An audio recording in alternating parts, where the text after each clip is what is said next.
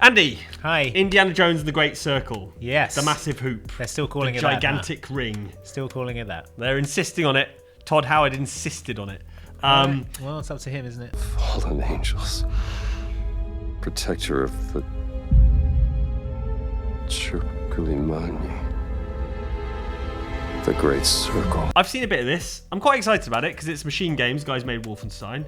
Love the Wolfenstein games. Yeah, those were good. Played both New Order and New Colossus. It's kind of adjacent as well because he's fighting Nazis and stuff. Yeah, no one knows beating up Nazis better than Machine Games. Punching, shooting, strangling Nazis. Well, here's the thing, Andy, because Indiana Jones The Great Circle isn't really a first-person shooter, right? There are guns in it. You can fire a gun. It is in first person. It is certainly in first person.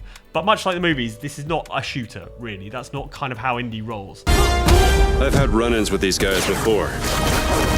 Trust me, it ain't a walk in the park. So you might be wondering, Andy, what exactly is it then? Yeah, I am wondering that. Are you going to tell tell you. me? I am going to tell you. It'd be Alright. a short video if I didn't. Well, good then. You have any idea how old that was? He does shoot some people in the movies. There's the That one guy. the guy with the sword. Yeah. He goes, Takes the pistol out and shoots him. it's like chow. Yeah. Andy, you'll be pleased about this first one. Indiana Jones The Great Circle is a puzzle game. Okay. Now, it's not like a point-and-click game. Like Indiana Jones and the Fate of Atlantis. It's not quite that much of a puzzle game. Look at that. Astonishing. Okay. But it has a lot of puzzles in it, right? Like, a lot of what they were showing us was, fiddling with old ancient doohickeys and, the kind of mechanisms where you're like, okay, how did these, ancient people who, barely understood, what was going on, how did they build these complex mechanical powered Yes. doors and boulders and things? And this is all in first person, so you're solving puzzles. First-person puzzling.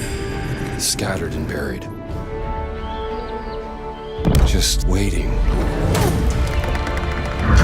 to be found. Sometimes you have to sort of smash through walls to get to different areas, or work with kind of levers or inspect paintings and things like that. So it's got this kind of real puzzle element. There's a sort of combination of story-based puzzles, which are integral to progressing through the story, but also little side puzzles as well. Okay. Which is quite cool. To get extra treasures or... Well, to get adventure points, basically. So I'll tell you a bit about adventure points in a minute. But in those old games, you used to get IQ points, which stood for Indie Quotient. Okay, fair enough. That makes sense. Why have they not returned that? They're called adventure points now. Could but have called it Indie Quotient. one thing I thought was interesting that they mentioned is a little tidbit is that if you don't want to feel stupid, if you don't want to feel stupider than Dr. Please. Indiana Jones, Yeah. there is going to be an easy, a separate difficulty setting for the puzzle stuff. So I guess if you put it on easy, you'll get more markers and hints and that sort of thing. But if Okay. you want to raw dog the puzzles, then you can do them without hints as well. Sounds So- good. I like a puzzle. Yeah. So the other thing that this game is, which is not necessarily a common genre, I'm sure it does exist, but this is technically an archaeology sim as well.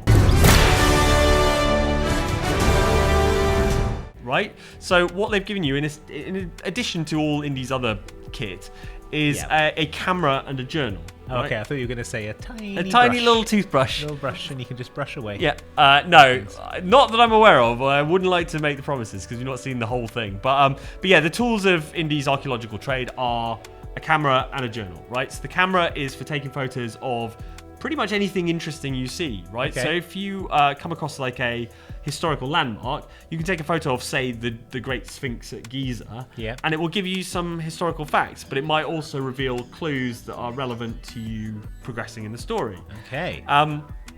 The other archaeological tool that Indiana Jones has is his journal, which is not just going to be a list of sort of completed missions like you might get in, Skyrim's got a sort of, a journal, but it's literally just here are the missions you've completed, etc. This thing is going to fill up with stories, a bit more like Red Dead, right? Yeah. It's going to fill up with stories, clues, maps, photos, all sorts of things. So think, in The Last Crusade, the Grail Diary that Henry Jones Sr. creates. Yes. You're going to be basically creating your own Grail Diary as you go through. Oh, that's fun. Which again, I guess is going to have, relevance to kind of puzzles and, You can go back and check all your notes on things that are relevant to what you're doing check now. what letter Jehovah starts with, that Yep. sort of thing, right? Get So Hitler to sign it at a rally. yeah, I don't know if that's an option. Yeah.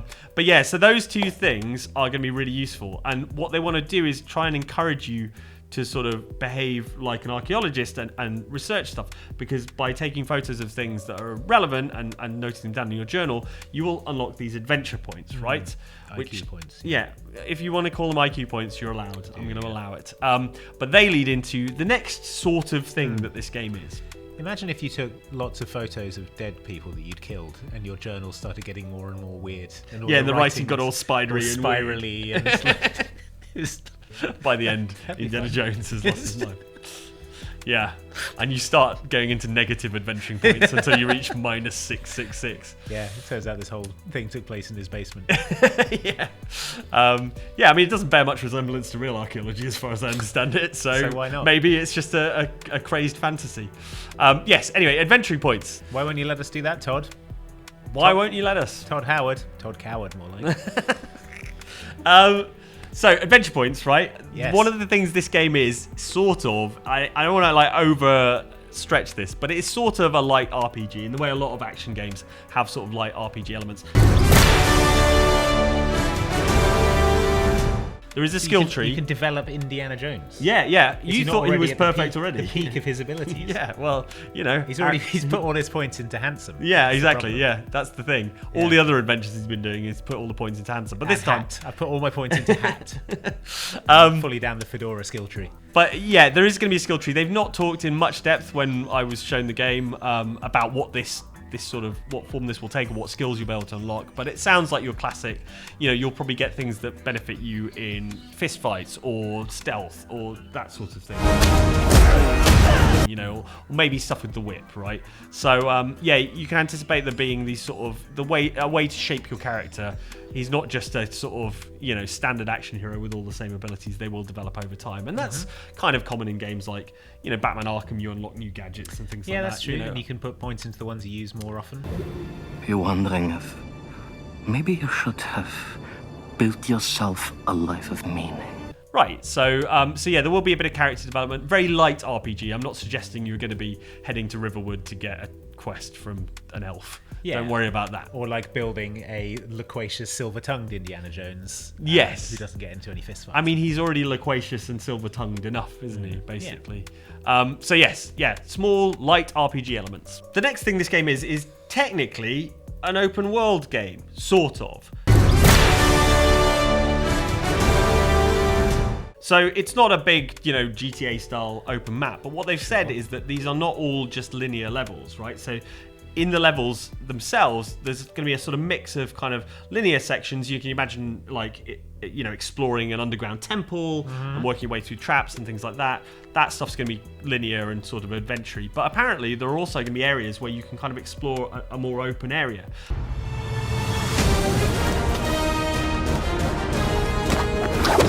And you know, I was saying there are sort of side puzzles. So one of the main things you'll be doing in these sort of more open explorational areas is unlocking these side puzzles and heading to different areas. Okay. What kind of levels did they show you in the demo? So there was a sort of ancient, there's an ancient sort of abandoned temple that's all overgrown. And what they were saying was, interestingly, like, if you go to these old temples these days, a lot of them have been sort of cleared out so that people can visit them. They're sort of tourist attractions and stuff. Got a But coffee shop. yeah, they've got a Starbucks at the bottom. But the era that, you know, the kind of 1930s, 1940s, the kind of golden era of Indiana Jones that we're in. You could just walk in and kick it apart if you wanted. Yeah, well, a lot of these places hadn't been found, or they were, you know, they were sort of overgrown. Not held in the reverence they are today. Sure. So you're getting that classic, you know, Indiana Jones overgrown temple sort of stuff. So that was one of the levels we looked at. If you were to draw a line through these ancient sites around the globe, you'd get a perfectly aligned circle. There's more sort of urban areas as well, you know, in there. But then one of the main areas they showed was also around the area surrounding the Great Sphinx at Giza.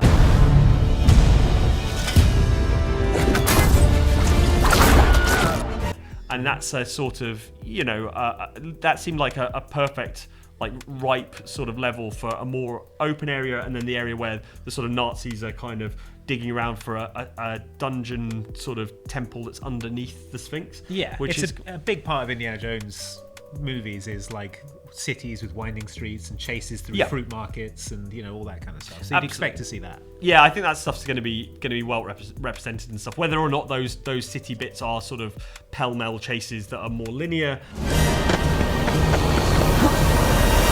But I think there's a real sense that there's going to be a degree of open world to these levels. And another little tidbit that they said when they were showing us this game is that it's the biggest game that Machine games have ever made, right? And so like Wolfenstein was pretty big. Yeah, Wolfenstein took a while, right? For a first-person shooter, it was substantial, and they're saying this is even bigger. So I think there's going to be a lot of opportunity to explore, a lot of hopefully time to kind of tackle those side quest puzzles, earn those adventure points, and so on and so forth. And like I said, there's an area where you sort of break through a wall to go to a different area of the level. So I think finding concealed elements and secret doors and things is going to really sell that kind of Indiana Jones exploration fantasy. Cool. So while I've said you can do some shooting, a lot of the combat as well is going to be first-person brawling. So it's got apparently like a very well-developed like first-person punching simulation.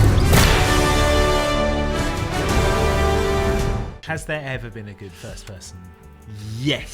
fighting game? And I'll tell you what I would argue is the good first-person fighting game is the old Chronicles of Riddick games, which a lot of the folks who working on Indiana Jones and the Great Circle at Machine Games are formerly sort of Starbreeze people who worked on the Chronicles of Riddick games. So I have faith this could be quite good.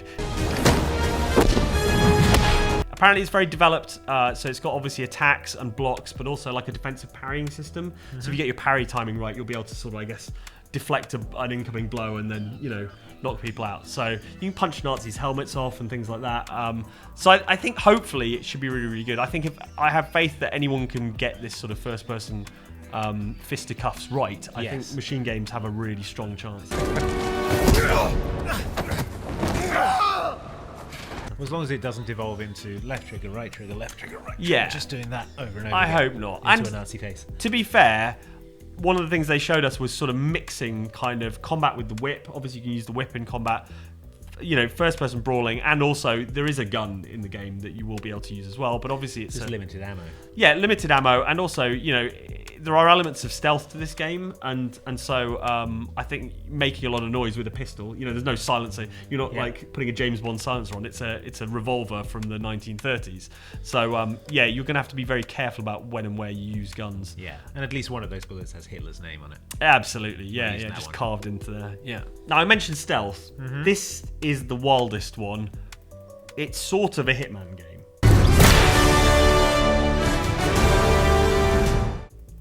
A bit, right? In one very qualified way. So this game has disguises for social stealth, right? Which was a huge surprise because I don't recall many of the Indiana Jones films where he's sort of like dragging his legs into a sort of workman's outfit or something. No, but he put on Nazi uniforms. Did put on a Nazi uniform, at one point, famously when he got his diary signed by Hitler. But yeah, so they've added disguises as part of this sort of stealth element of this game. They were saying that mostly it's sort of story-led stuff, so you'll get to a certain point in the story and a character will offer you a disguise. But there are also elements. They were saying they've tried to add elements where you have the option of using a disguise, which I thought was quite interesting. And that feels more like a kind of Hitman type thing. But yeah, you're going to get that kind of tense feeling of like you're behind enemy lines, you're trying to socially stealth your way through, you're in disguise, you don't want to be found out. That Inglourious Basterds beer hall scene. Oh yeah, I'm looking forward to all sorts of things like that. So one of the things, the sequences they showed us was Indiana Jones dressing up as a priest, right? He gets given a priest outfit by a fellow priest.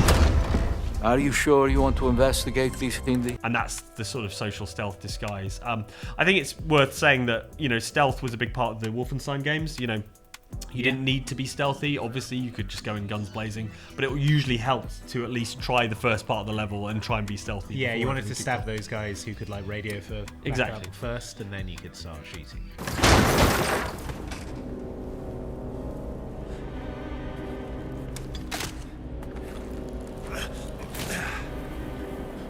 So I think they've worked on, Machine Games have worked on quite developed stealth systems in the past, and this is another element to a stealth system, which is quite cool. Nice.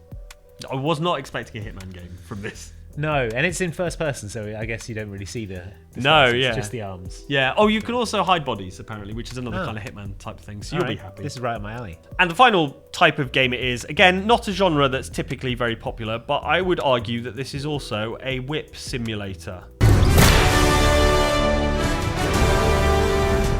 Yeah. I say that because a lot of the shots we've seen so far have made the whip look like sort of canned animations. You see a lot of the, whipping something up at the top and kind of swinging, and it makes it look like that is a sort of canned animation. Actually, all the whip stuff is procedural, right? Okay. So once you've whipped something, you can, change direction, you can climb up and down the whip, you can use it to rappel up walls and things like that. But you can, there's going to be certain areas in sort of temples and sort of underground areas where you might want to like lower yourself down towards a spike pit and then work your way around, rappel your way around the walls. So all that stuff is procedural. It looks quite smart. And yeah, I was sort of anticipating it being a canned animation maybe for those swinging, but it's actually all physically worked out. Apparently, they said in the presentation they were giving us that they could probably talk for hours and hours and hours on how long it took them to get the whip feeling right, looking right, playing well, all that kind of stuff. I think it's been a big effort for Machine Games getting this stuff right. Okay. I mean, yeah, you can be as realistic as you like, but whips don't actually work their way in real life. No, exactly. Yeah. So they've got to make it. Just whip a... They've got to make it feel Hollywood plausible, Yeah. right? So there's even elements. There's one thing they showed us where you can kind of pick up a sort of old ancient spear and kind of throw it at the wall, and then use that. That becomes like a whip point. So okay. all this stuff is kind of proper mechanics rather than just a certain part of the level where you have to hit a button to do the whip swing, basically. So I thought that was really interesting. Obviously, it's part of combat as well, and it's it's an iconic part of Indy's armory. It's probably the iconic part of Indy's armory. So yeah, they wanted to get it right, clearly. Yeah, They've done a good job. This can be odd if you can whip people in combat. What's to stop you just whipping people over and over again in a kind of way that is distressing? I mean, you might be able to do that. And kind of at odds with the character of Indiana Jones. Yeah, they didn't show much of that in the footage of them abusing the system.